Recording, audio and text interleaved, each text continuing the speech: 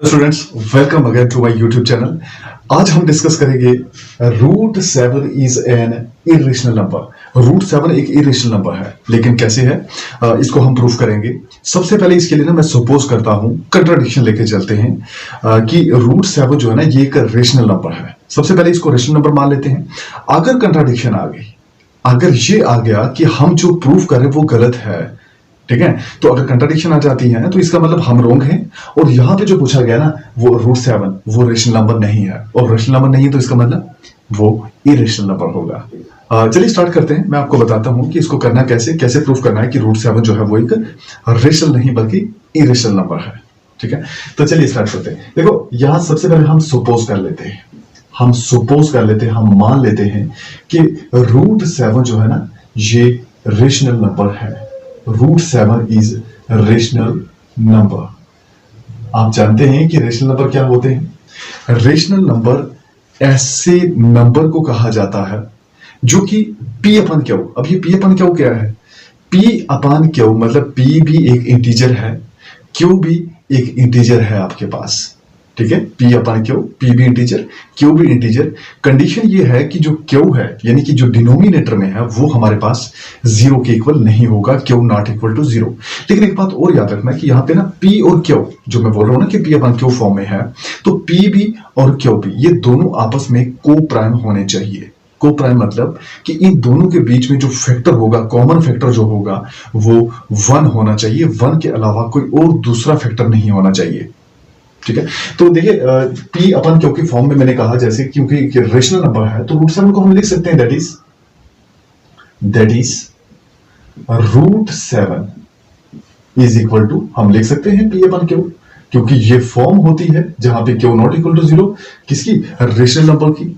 p upon q where p and q ये दोनों क्या है, आर इंटीजर्स तो हैं लेकिन साथ में एंड को प्राइम क्या होते हैं, को प्राइम नंबर्स वो नंबर्स होते हैं जो कि आपस में प्राइम हो, मतलब जिन दोनों के बीच में जो कॉमन फैक्टर है वो 1 के अलावा कोई और ना हो, 1 कॉमन फैक्टर हो उन दोनों के बीच में। ठीक है, तो p और q दोनों ऐसे ही नंबर्स हैं, ऐसे ही इंटीजर्स हैं। बल्कि अब एक कंडीशन और भी होती है कि q जो है वो 0 के इक्वल नहीं होना चाहिए, q नॉट इक्वल टू 0।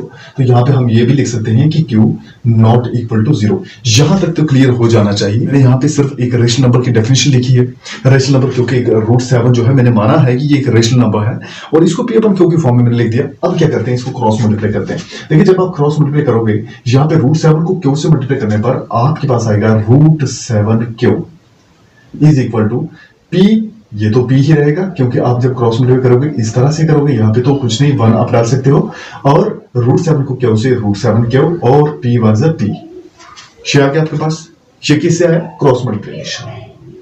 आपने क्रॉस मल्टीप्लिकेशन की और आपके पास रूट 7q और इज इक्वल टू p आ गया बाई क्रॉस मल्टीप्लिकेशन। ठीक है, तो यहां से ना अब आप क्या कीजिए, इन दोनों का स्क्वायर लीजिए, लेफ्ट साइड और राइट साइड दोनों साइड्स का स्क्वायर लीजिए। तो होगा क्या, यहां जब आप रूट 7 का स्क्वायर लिखेंगे और q का भी स्क्वायर लिखेंगे, क्योंकि ए बी का होल स्क्वायर होता है ए स्क्वायर इंटू बी स्क्वायर, क्योंकि दोनों मल्टीप्लाई में है ना, और ब्रैकेट के बाहर इनका अगर होल स्क्वायर है तो इसका मतलब दोनों का आपस में ये स्क्वायर है, दोनों के ऊपर स्क्वायर होगा। ये यहां पे भी p स्क्वायर हो जाए, ये p स्क्वायर हो जाएगा क्योंकि दोनों साइड हमने स्क्वायरिंग की है, हमने दोनों साइड स्क्वायर किया है। तो यहां पे हम लिख लेते हैं कि स्क्वायरिंग बोथ साइड, दोनों साइड स्क्वायर करने पर हमारे पास ये आया कि रूट 7q का whole square is equal to p square. लेकिन इसको सॉल्व करो जरा, रूट 7 का स्क्वायर यानी कि 7, q का स्क्वायर ये तो हम लिख लेंगे इज इक्वल टू p का स्क्वायर। अच्छा यहां पे आप ये कह सकते हैं कि जो p स्क्वायर है, क्योंकि 7 से मल्टीप्लाइड है ना q स्क्वायर, तो आप ये कह सकते हो कि p स्क्वायर जो है वो 7 का डिविजिबल है, यानी 7 p स्क्वायर का फैक्टर है। आप ये लिख सकते हो कि p square is divisible of 7, यानी 7 इसका डिवाइजर है, 7 p स्क्वायर को डिवाइड कर देता है। अगर 7 p स्क्वायर को कर देता है तो इसका मतलब 7 p को भी डिवाइड कर सकता है। यानी कि आप देख लीजिए ना, 7 का डिविजिबल क्या होता है, अगर मान लो किसी का स्क्वायर जो है वो 7 का डिविजिबल है, यानी कि 49 ही ले लेते हैं। तो 49 एक नंबर है जो कि किसका स्क्वायर है, 7 का। तो 49 को अगर 7 डिवाइड कर सकता है तो 7 को भी तो 7 करेगा ना, क्योंकि 7 का स्क्वायर 49 है। तो 49 को जो डिवाइड करेगा वो 49 जिस चीज का जिस नंबर का स्क्वायर है ना उस नंबर को भी डिवाइड करेगा, यानी 7 49 को भी डिवाइड करेगा और 7 खुद को भी डिवाइड करेगा। 7 1 7। तो इसीलिए यही बात है यहाँ पे कि p square is divisible by 7, so p is also divisible by of 7 का डिविजिबल है p भी।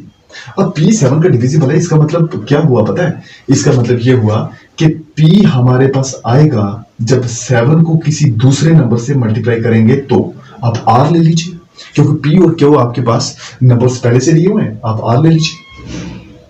तो इसका मतलब हुआ कि p जो है ना वो 7 को जब हम r, ये जो कि एक इंटीजर है, इंटीजर ले सकते हो आप इसको, तो जब 7 को एक इंटीजर से मल्टीप्लाई करोगे तो आपके पास p आएगा, ठीक है, क्योंकि p खुद क्या है, डिविजिबल है 7 का। तो 7 को किसी से मल्टीप्लाई, क्योंकि 7 फैक्टर है ना, तो फैक्टर वही होता है जिसको किसी और दूसरे इंटीजर से मल्टीप्लाई करने पर वो नंबर बन जाए। तो वही दूसरा नंबर जो है ना वो हमने r ले रखा है यहाँ पे, ठीक है। तो r क्या है, r इज एनी इंटीजर, लेकिन ऐसा इंटीजर जिसको 7 से मल्टीप्लाई करने पर आपके पास p वैल्यू आ जाए। लेकिन जरा देखो, इस p को ना, इस p को मैं यहां पे यूज कर लेता हूं, तो होगा क्या, 7q square is equal to p का स्क्वायर। p तो 7 इंटू r है, तो 7r लिख सकते हैं और इसका स्क्वायर, क्योंकि इसको हमने यहां पे पुट किया है p की वैल्यू को यहां पे। ओके, तो ये बन जाएगा हमारे पास 7q का स्क्वायर इज इक्वल टू 7 का स्क्वायर हो गया 49, यानी कि 7 मल्टीप्लाई 7 49। तो 49 और r के ऊपर भी स्क्वायर आ गया, तो हमारे पास r स्क्वायर आ जाएगा। अब यहां से हम क्या करेंगे, लेफ्ट साइड में हमारे पास है 7q स्क्वायर, हम q स्क्वायर यहीं पे रखते हैं और यहां पे ले आते हैं 49 r स्क्वायर, और ये डिवाइड में आ जाएगा 7 7 से 49, हमारे पास आ गया 7r स्क्वायर। अब इसका मतलब पता है क्या हुआ, q square is equal to 7r square का मतलब कि q स्क्वायर को 7 डिवाइड करता है, 7 उसका एक फैक्टर है, यानी 7 को किसी नंबर से मल्टीप्लाई करने पर q स्क्वायर आ जाएगा। तो कौन सा नंबर है, r स्क्वायर है फिलहाल के लिए हमारे पास। तो यहां पे हम लिखेंगे q square is equal to 7r square. मतलब क्या इसका मीनिंग ये है कि जो q स्क्वायर है इस जिस तरह से p स्क्वायर था ना डिविजिबल ऑफ 7, इसी तरह से q square is also divisible of 7 का डिविजिबल है, एंड सो, और इसीलिए क्या होगा, q स्क्वायर है तो q भी होगा। मैंने एग्जांपल दी थी आपको 49 वाली, ठीक है। तो क्योंकि 49 किसी का स्क्वायर है मैंने इसीलिए लिया, पर देखा जाए तो 7 जो है वो तो 21 का भी फैक्टर है, वो तो 35 का भी, 28 का भी है, लेकिन हमने स्क्वायर देखना है ना, कोई किसी का स्क्वायर। अब 21 है, किसको स्क्वायर करोगे, 21 आएगा, हमारे पास नहीं है नंबर, इसीलिए 49 लिया था मैंने। सो q is also divisible of 7, q भी 7 का डिविजिबल होगा, ठीक है।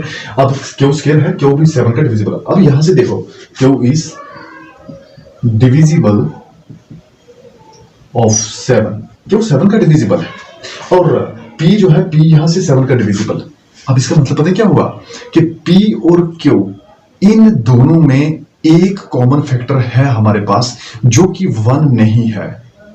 अब हमारे पास एक कॉमन फैक्टर है जो कि 1 ना हो, तो वो दोनों p और q, p भी और q भी, ये दोनों इंटीजर है ना, ये कोप्राइम नहीं हो सकते, क्योंकि कोप्राइम नंबर्स वही होते हैं जिन दोनों के बीच में कॉमन फैक्टर 1 हो, और p और q के बीच में तो यहाँ 7 कॉमन फैक्टर आ गया। q इज डिविजिबल ऑफ 7 मतलब 7 इसका फैक्टर है, और यहाँ पे p is also divisible of 7, इसका मतलब p भी 7 जो है वो p का फैक्टर है। तो एक 1 के अलावा कुछ और फैक्टर आ गया ना, इसका मतलब हुआ कि विच इज